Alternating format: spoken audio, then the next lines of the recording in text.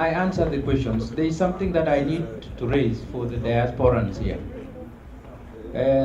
This is for the attention of the ambassador, and we need to escalate it to the presidency. And please listen to me. Please, this is very serious. Earlier, I said that I took 3 officers from the United States of America, 2 as ministers and 1 as my political advisor. And in the United Kingdom, to represent Europe, I took 1 CEC equivalent to a minister for education.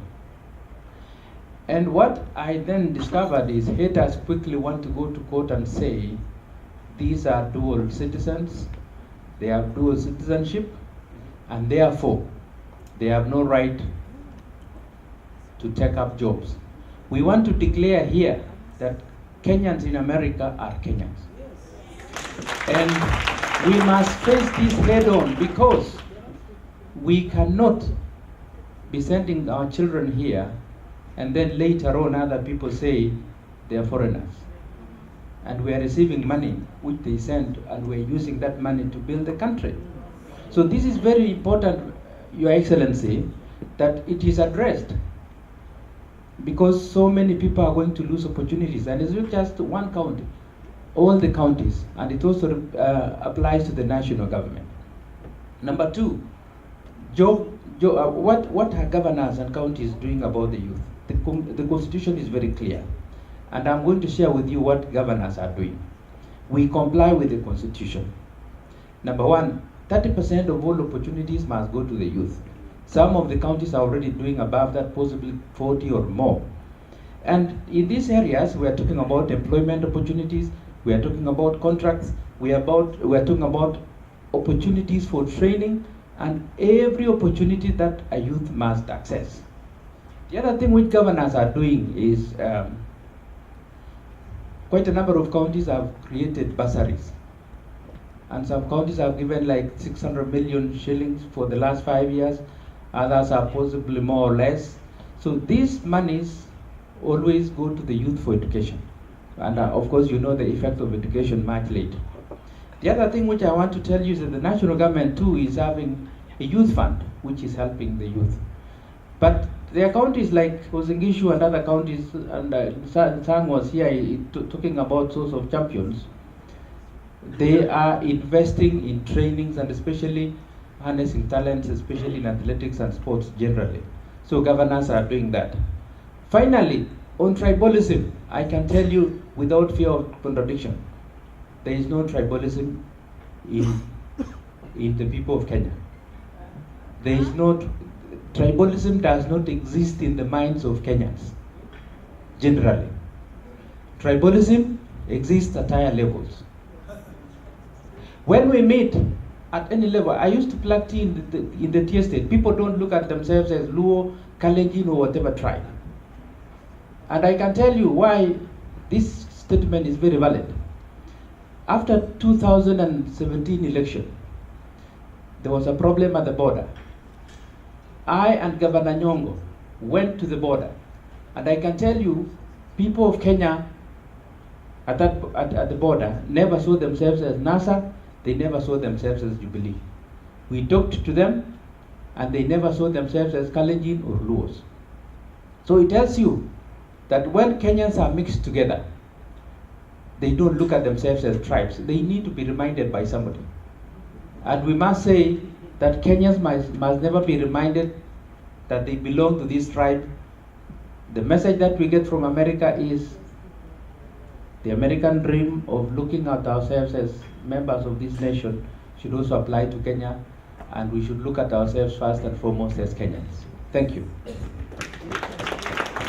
Thank you very much. I'll give Dr. Jean to answer the final question. Then Governor Mandago, you'll be here just to answer on T-value addition and MAD schools. Just to second. Dr. Jean, can you tell us, answer? Oh, so I just wanted to add a little bit about the role of entrepreneurship, and does it have to be perfect? So that goes back. Entrepreneurship is something that's very dear to me, and I've studied it. I've mentored students here, but it goes back to what are the issues? What's the problem that you're facing? So that goes back to research. So what are the issues that your county is facing? And that's the research component. And then, so what is the education that is being fostered, or what is being done to address those issues, right? And then, and then you create a pipeline to source some ideas from the youth about these are the issues, these are the kind of things that we've identified in my county. And then how do you fund those ideas, you know, from for the youth that they've come up with some ideas, innovative ideas, but they also need mentorship. And that's very, very important.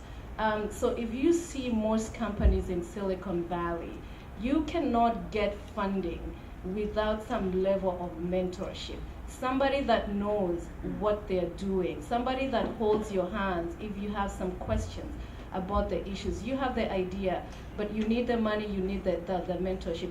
And then it's a cyclical process from research, from education, and then you fund those ideas, and you create some sort of cyclical way in such a way that the youth can come up with new ideas, can present it to them, they can get funded, they can get mentored on how to create the company in a way that it's scalable to not only your county, but even other counties or from national level. So yes, so some of the things that we can talk about later. Thank you very much. Governor Mandago, you want to comment on something as we close the panel? Please. I think there's the chief. Oh, he's here. He's here. Then I'll conclude the panel. Thank you for your time, ladies and gentlemen. Thank you very much. I think there's a lady there who asked why we cannot standardize schools in Kenya. Let me say that there is an effort of funding to make sure that we have good infrastructure in schools. And this is a function that is a national government function. But together with the members of parliament through the Constituency Development Fund, that is the area now members of parliament are concentrating, improving infrastructure in our schools. And I think it boils down to the constituency prioritization of what needs to be addressed. Of course, there's competing interest in terms of resource allocation for various projects, but we think that is a priority.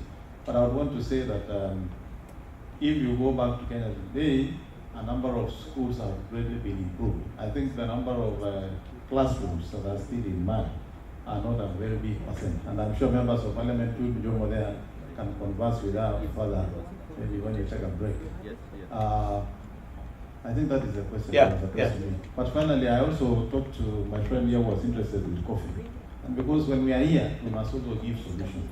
And I've asked him to follow up with Jackie, our CEO, because if we wait for Ambassador to make a phone call, Ambassador might not be able to shuttle through those offices and overcome those cartels. And I think Ambassador because we know there are cartels, and we must work to break those cartels. And I agree with it because our coffee comes here, our tea comes here, but you don't take it as Kenyan tea or Kenyan coffee. It is called something else. But we must support it because it is going to be branded Kenya tea and coffee tea. Finally, on the youth, because some gentleman there spoke passionately about the issues of youth. My friend, let me also tell you that, help us. If you talk to some of them in Kenya, tell them to listen to us. Look at what is happening in this country. We are not industrializing because we lack technical skills. The government has built a TTI in every constituency. There are no students. Yes. Higher education loans board is giving them loans. They don't want to take loans to study. That's why utaka ya bure utapata ya nani, my friend. After wale wasoma na wamepewa pesa, you cannot say I come from a poor family, therefore I cannot access skills. The government has provided the funds, the institution is there, the equipments have been put, but these guys want to lazy around na kukunywa na kusema hakuna kazi. Sasa hilo unakunywa mapata kazi wapi ya kukunywa? Thank you very much. I'll move to Governor Nok to give those NHIF accreditation. Just give Governor Ahmed. Governor Ahmed, please hold. And then Nanok.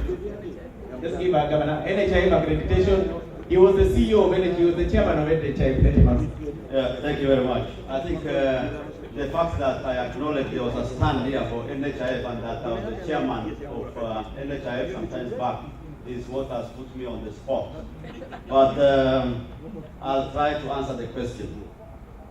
First of all, I'm no longer working with NHIF. Can you advise us? Can you advise? Yeah, but the process of accreditation, ladies and gentlemen, is that first of all, facilities apply, like the hospital that you say. They fill an application form. Then the NHIF officers on the ground do come and assess the suitability of that facility. What is the level of preparedness? What is the level of staffing? What facilities do they have? Are the doctors enough? What category, therefore, do they qualify? And therefore, after that team on the ground assess, they give information to the headquarters. There is the subcommittee of the board that deliberates on that application. Remember, these facilities are spread all over the country, and there are too many. Therefore, that subcommittee assesses and tables the decision to the full board what their recommendation is. Will that facility qualify or not? And therefore, at a full board meeting, that application therefore is processed, is either approved or disapproved, depending on what has been found. But as county CEOs, what we are doing, because of the universal health that the country is moving forward, we are trying to initiate a process whereby most Kenyans, or all Kenyans, if possible, do apply for NHIF cards, other than the accreditation of the facilities, so that we all have got insurance cover. Thank you. Thank you. This one brings me to, I think, the Cuban doctors. Let me just mention that, because somebody asked. Yes. And ladies and gentlemen, I was in the team that accompanied the president when he went to Cuba to seal that deal. I think Governor Nyong'o is here. The two of us were nominated from the Council of Governors to accompany the president. We deliberated as a council when we were talking about UHC, the challenges that we do face.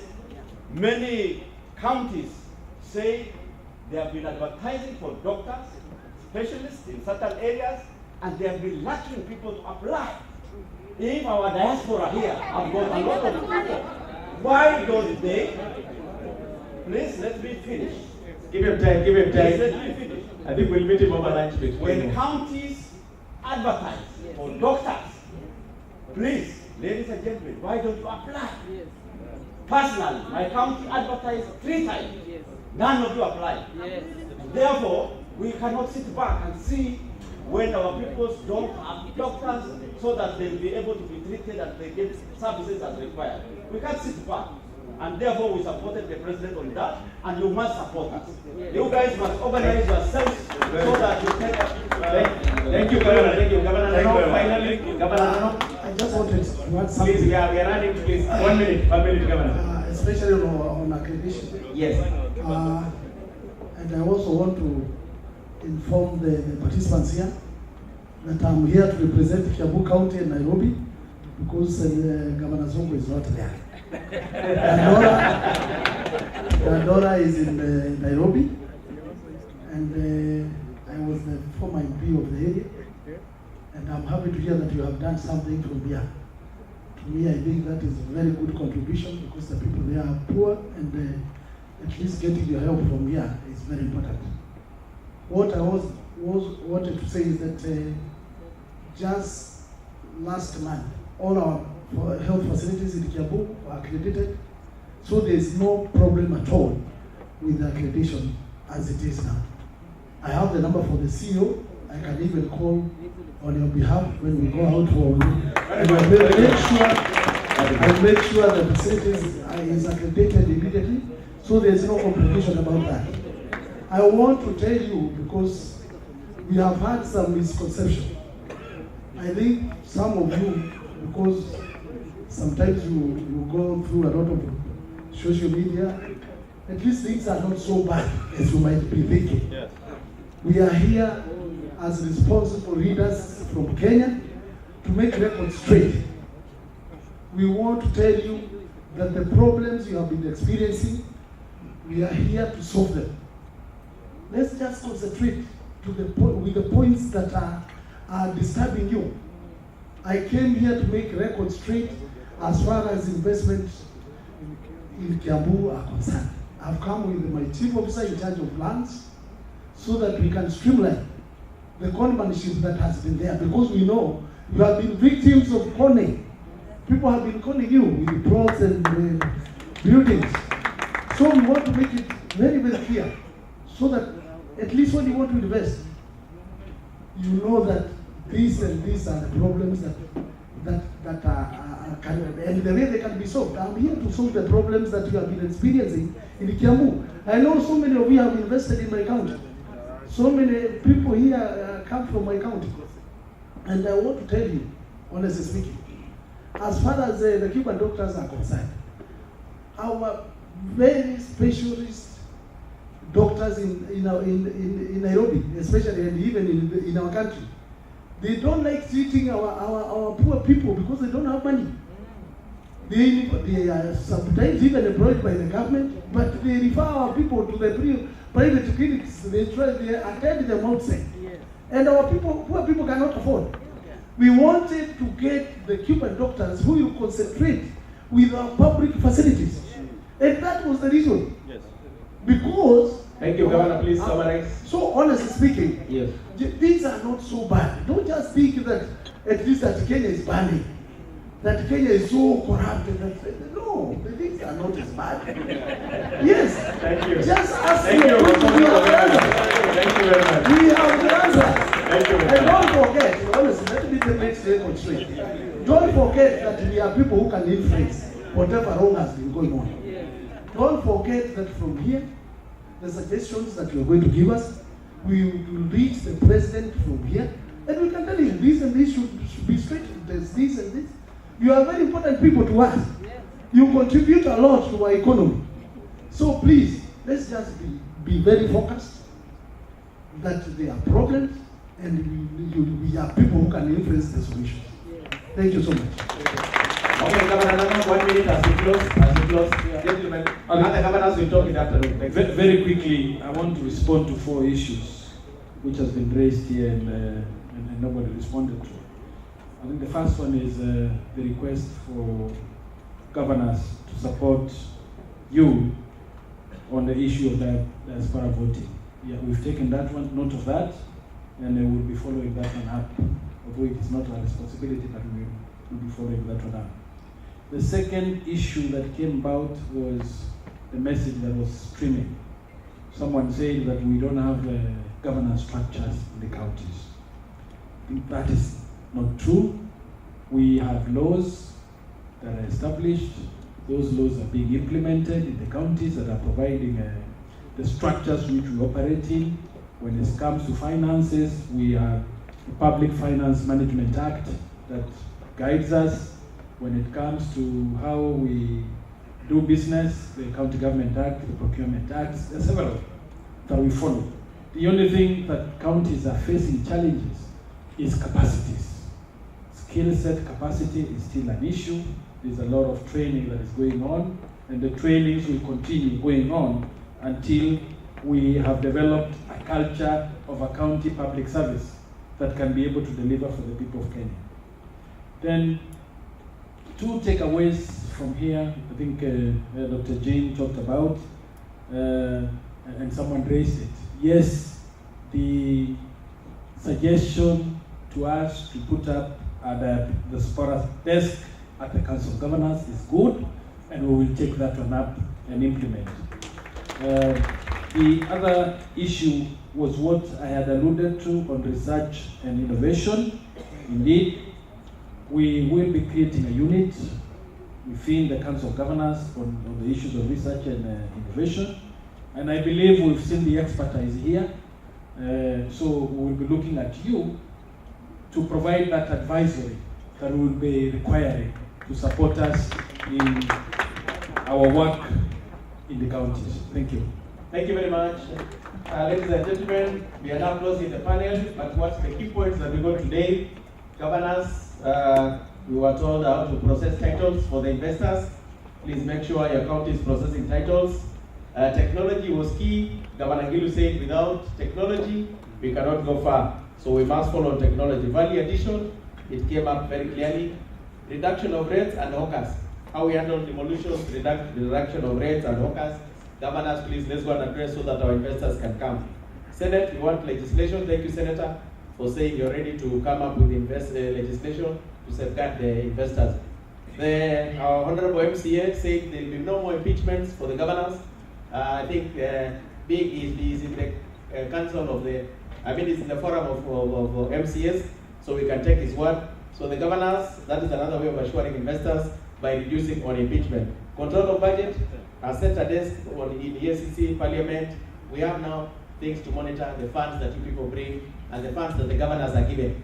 So already we are assured that your funds will be used well because we have EACC, Parliament, and control of budget who are safeguarding the public funds.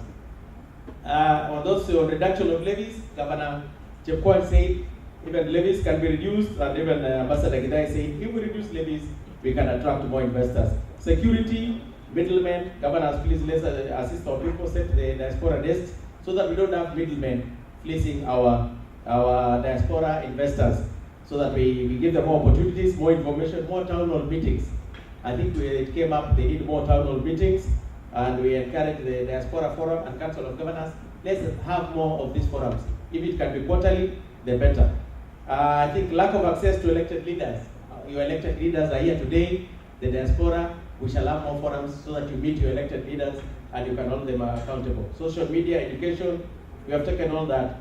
I want now to our ladies and gentlemen, let us appreciate His Excellency Charity Ngilu, Ambassador Gidai, Senator Rose Jamunga, Honorable Eric Mwangi, His Excellency Paul Chepkwony, Magi Ogele, Agnes Odhiambo, and Dr. Jean Joroge, plus the moderator of the session chair Alex Karundu, and the moderator. On behalf of this panel, let us give them a round of applause. Thank you very much. Thank you very much. We can now Thank you. As you do that, I'm reminded that food is hot. Yeah. I'm not provoking your hunger, but we should be heading to our meals.